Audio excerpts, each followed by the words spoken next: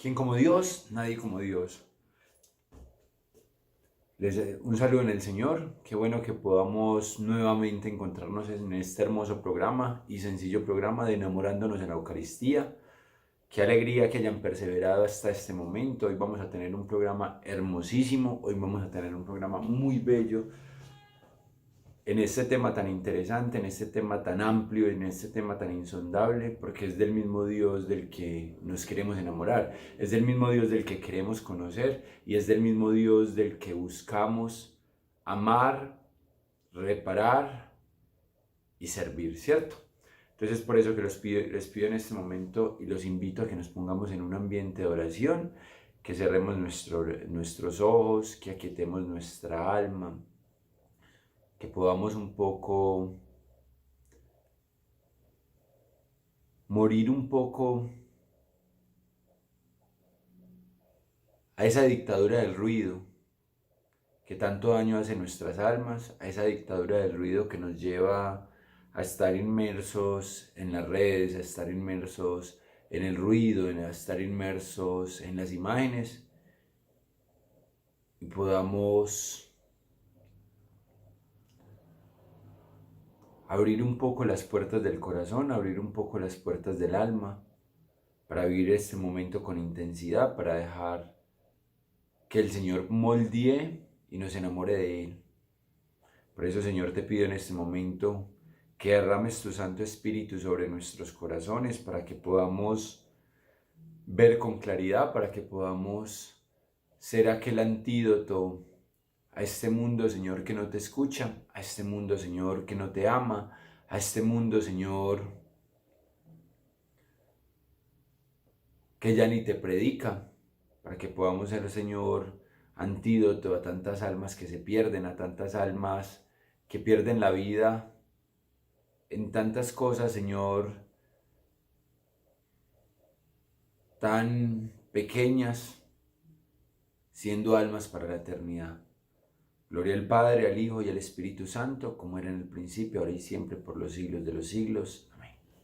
Bueno, muchachos, vamos a empezar y vamos acá a llegar a un título bastante interesante que se llama ¿Qué requiere la vida eucarística? ¿Qué requiere la vida eucarística? Hemos hablado, nos hemos enamorado un poco de las almas eucarísticas, hemos visto que son como planetas que giran alrededor del Sol, enamoradísimos que viven constantemente a ellos, hemos visto que es como que un alma eucarística es aquella que como una abeja tiende al panal, y es algo sumamente hermoso, ¿cierto? Incluso no recuerdo si esta parte la leíamos, donde cómo nacen los girasoles, hacia donde nace el sol. Y así somos, debemos ser las almas eucarísticas. Y más en un mundo donde se ha secularizado de tal manera que nos cuesta creer, nos cuesta tener fe, nos cuesta acercarnos a Dios, nos cuesta hacer silencio, nos cuesta frecuentar. Qué importante hoy como nunca es ser almas eucarísticas. Qué importante hoy como nunca sumergirnos en el misterio insondable del sacrificio del altar, de nuestro Señor renovando intrínsecamente nuevamente su sacrificio. Entonces es por eso que vamos a empezar con este título: ¿Qué requiere la vida eucarística? Atentos, abran sus oídos, dispuestos a lo que el Señor quiera decirles, que hoy les va a sorprender. Es algo sumamente hermoso, pero es importante, porque no nos podemos quedar solamente en la emoción, no nos podemos solamente quedar en qué belleza, sino que hay que empezar a mirar y a estudiar un poco todo esto de ser almas eucarísticas y empezar un poco a profundizar, un poco a sumergirnos para de esta manera disponer nuestro corazón y poder vivir con intensidad cada Eucaristía, cada adoración al Santísimo, y de esta manera cada vez tender más nuestro corazón a ese dulce amado, a ese dulce esposo. Dice: siendo la vida eucarística eminente, un estado de perfección, requiere en el alma tres disposiciones indispensables, a saber, oigan esto pues: pureza habitual de conciencia, adorno de las virtudes cristianas y sobre todo amor, o para expresarlo con una sola palabra, la vida eucarística requiere que el alma sea un cenáculo espiritual. Antes de todo esto, la vida eucarística requiere en el alma pureza habitual de conciencia. Vamos a empezar con este primero. Cosa admirable, aquel que Dios para nacer se contentó con una gruta y para vivir con un pobre taller de carpintero, para instituir más tarde el Santísimo Sacramento, no quiso grutas ni pobres talleres, sino un hermoso cenáculo. Si toda la vida la empleásemos en meditar sobre la institución de la Eucaristía, una vida entera de largos años sería muy corta e insuficiente. Se llenan de lágrimas los ojos y cae la pluma de la mano cuando se quiere hablar de la última cena de Jesús, como a los grandes artistas se le caía de las manos los pinceles siempre que intentaban dibujar el rostro del Nazareno en aquel momento sublime de su vida divina. Lo cierto es que el cenáculo fue la principal de los preparativos, o como el lugar escogido en donde disponer lo necesario para la institución de la Eucaristía. Y hubo preparativos, como un diseño y ejecutores del mismo. La elección para llevar a cabo la preparación de todo lo necesario recayó sobre Pedro y Juan, el más amante y el más amado de los discípulos, símbolo de fe, el primero, y de amor y pureza el segundo. La sala escogida era espaciosa, limpia y bien adornada, y Pedro y Juan la prepararon en todo conforme lo había ordenado Jesús. Y los discípulos hicieron lo que Jesús les ordenó y prepararon lo necesario para la Pascua. Se ve claramente que del mismo corazón del pontífice divino salieron los diseños de la preparación, y estos diseños y la preparación misma los había concebido Jesús en proporción al deseo grandísimo que le hacía exclamar: ardientemente he deseado comer esta Pascua con vosotros antes de mi pasión. Había dispuesto la preparación en proporción a la obra maestra que iba a realizar, a la obra maestra de su amor, de aquel amor llevado hasta el exceso, que habría muy pronto de eclipsar sus amores de los 33 años que vivió entre nosotros.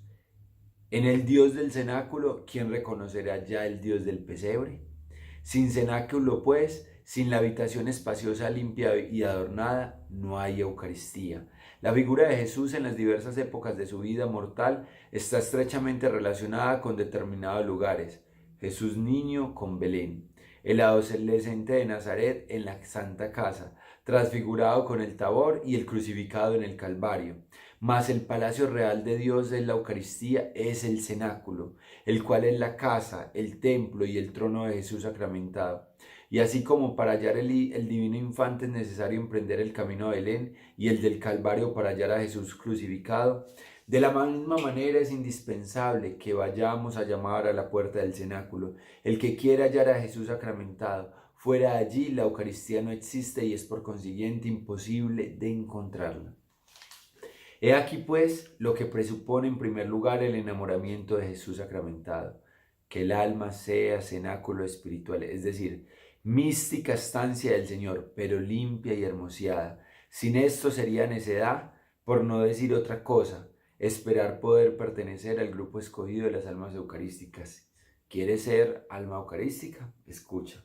A quien lo intentase, Jesús le respondería como el rey del convite evangélico al invitado digno: ¿cómo has entrado tú aquí sin vestido de boda? El que ama el pecado mortal, ¿cómo podrá amar la Eucaristía? El hombre animal, decía San Pablo, no puede gustar ni tampoco entender las cosas que son del Espíritu. De ahí las amonestaciones del Divino Maestro: no deis a los perros las cosas santas, ni echéis vuestras perlas a los cerdos. Coged un puñado de monedas de oro y acercárselo a la boca de un jumento, lo olfateará, pero no lo comerá.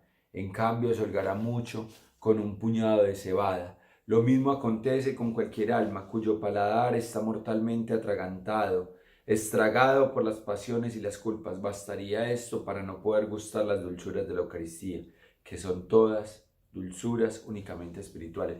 Muchachos, ¿cómo no detenernos en esta parte? Y más aún, en un mundo tan desacralizado y en un mundo donde hay verdaderamente una dictadura del relativismo, donde no se puede hablar de la verdad, donde no hay una radicalidad, donde se ha dejado de creer en las verdades evangélicas, porque ahora no hay tantas almas eucarísticas, porque aún no tenemos una pureza de conciencia, porque tú y yo aún no somos almas del sagrario, porque aún tal vez no hay una pureza de conciencia.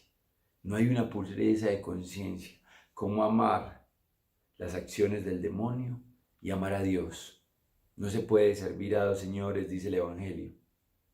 Qué importante, muchachos, renunciar, hacer buenos exámenes de conciencia y renunciar a todo pecado mortal y venial de nuestro corazón para degustar, porque quien aún sigue gustando de las porquerizas del pecado, difícilmente degustará de las dulzuras espirituales.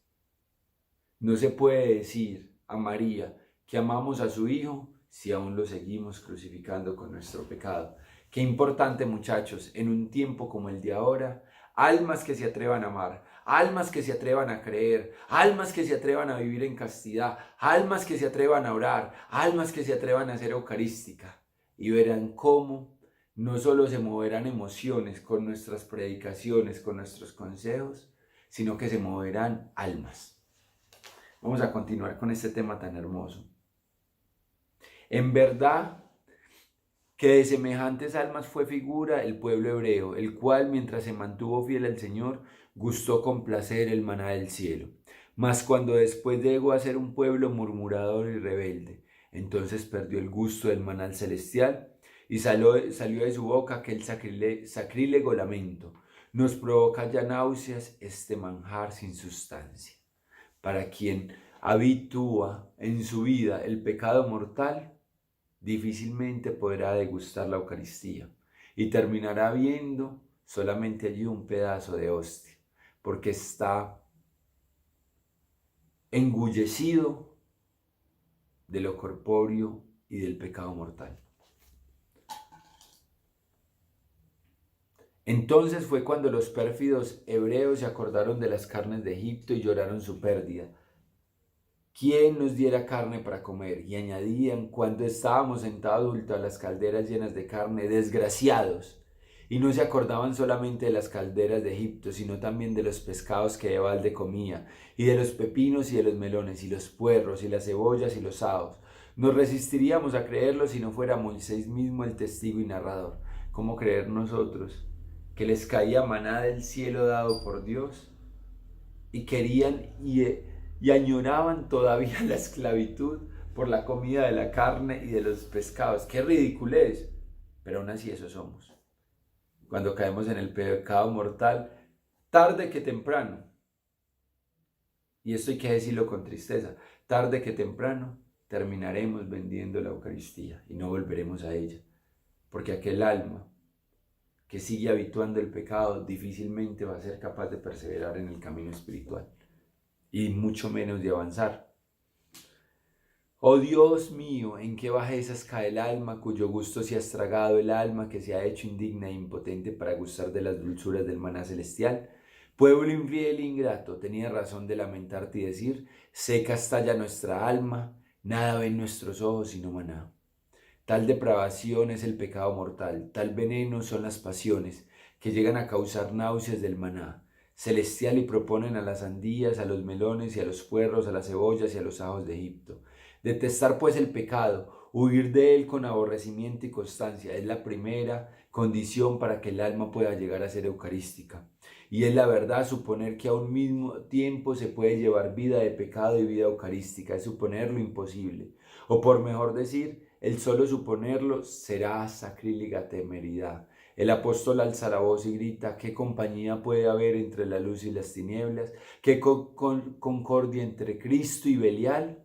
Todo santo y puro debe ser el que ha de recibir el cuerpo de Cristo, el cual naciendo quiso tener una madre purísima e inmaculada, y muriendo ser envuelto en una sábana limpia y sepultado en un sepulcro nuevo, el que no había sido colocado en ningún cadáver. No obstante esto, la Iglesia, hablando de la encarnación, exclama admirada, oh Verbo eterno, no desdeñaste el humanarte en el seno de una virgen. Y sin embargo la sábana limpia y el sepulcro nuevo lo has querido para envolver no solo su cadáver, para envolver solo su cadáver. Si eso ha querido el Señor, para envolver solo su cadáver. Si tanta limpieza se requiere para Jesucristo muerto, ¿cuánta no se necesitará para Jesucristo vivo? Oigan esto qué hermoso. Si tanta limpieza se requiere para Jesucristo muerto, ¿cuánto no se necesitará para Jesucristo vivo?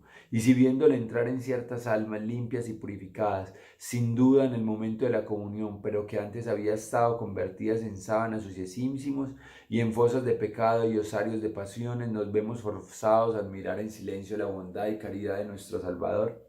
Por otra parte, empero, sería un delito pretender que la vida eucarística pueda resultar de la mezcla de comuniones y de pecados mortales, y que pueda ser eucarística el alma que un día aloja a su Dios y al otro al diablo.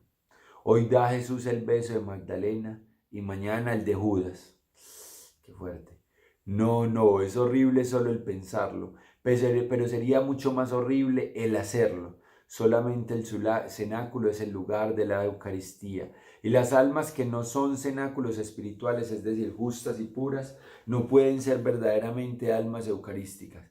Oh alma, si quieres ser verdaderamente eucarística, como canta la iglesia, recendad, verad, novat sin omnia, concordet vocet et opera, que significa todo lo que es viejo se aleje, todo se renueve, los corazones y las palabras y las obras. Muchachos, hoy cómo no quedar profundamente exhortados con aquello que nos dice el Señor. Es momento de dejar el pecado. ¿Quieres degustar? ¿Te cuestionas por qué no amas más la Eucaristía? ¿Te cuestionas por qué aún te cuesta quedarte o por qué aún nos cuesta quedarnos adorando al Señor en la Santa Eucaristía? Revisa qué pecado estás enamorado. Porque podemos estar, como decía San Francisco de Sales, hay muchos hombres en gracia de Dios enamorados del pecado. Y podemos llegar incluso a lo que el Señor le decía a Gabriela Bossi. Hay almas que por su tibieza y su falta de decisión ni gustan de los placeres del mundo, ni gustan de los consuelos espirituales. Y podemos caer en aquello que el Señor nos decía. No eres ni frío ni caliente, y que nos dice en el Apocalipsis, de mi boca te vomitaré. Porque no hay nada peor que un tibio que aún no se decide por el amor de su vida. No hay nada peor que un tibio que después de conocer al Señor no se decide por amarlo. Así que hoy te pregunto, ¿o eres de Cristo o eres del diablo? Y si eres de Cristo, ¿por qué sigues jugando y contemplando las acciones del demonio? ¿Cómo no quedar profundamente exhortados después de esta charla? Es por eso que te invito en este momento a que mirando el crucificado que está a mi espalda, le entregues al Señor y renuncies de todo corazón al mundo, al demonio y a la carne, que solo nos aleja del amor del amado. Y con un gloria le vayas entregando al Señor todo aquello que te aparta del verdadero amor. Gloria al Padre, al Hijo y al Espíritu Santo, como era en el principio, ahora y siempre, por los siglos de los siglos. Amén. Que Dios los bendiga. No se pierdan estos programas, muchachos. Cada momento, cada programa es una oportunidad para alimentarte del amor de Dios. Los quiero mucho. Que Dios los bendiga.